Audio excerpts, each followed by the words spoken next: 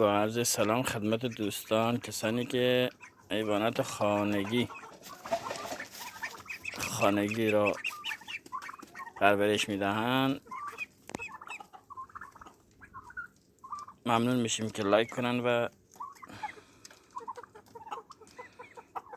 نگاه کنن. اینا که میبینید بغلمونه، اردک خروس سمیناتوریه. دعوا ای بریم دعوا. دو خروس دعوا میکنن دیگه به خاطر زن و بچه. چقدر آب ریختن، کارشون هم خرابی. احسنت. چته مرندی؟ چی کرده مرندی؟ کی اذیتت میکنه مرندی؟ گرمته؟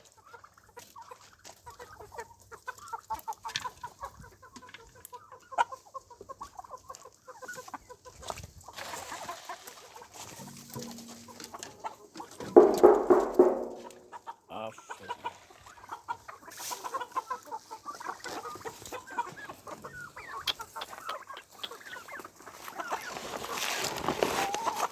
کار بدی،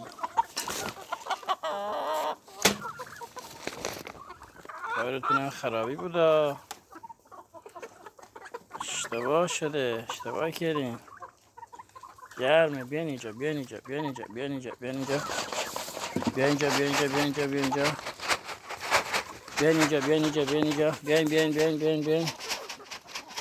داخل. بیا داخل.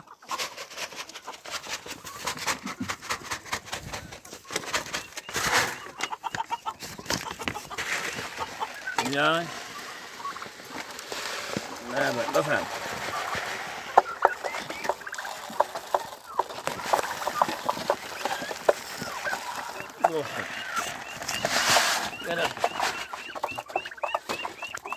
بیا داخل. بیا برانی بیا داخل. بیا تو. به. تخمم گذاشتن. 3 تا تخم گذاشتن. دمتون گرم دوستان من. 2 تاش بغلمونه، یه دونش هم مرغ مرندیه. از این تخم زرده میذاره.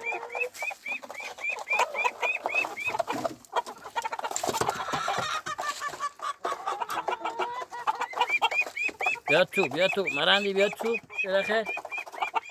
بیا.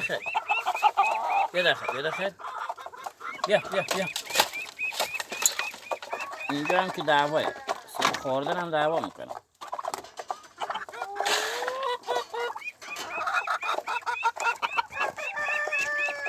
این هم مرندیای من، خیلی دوستشون دارم.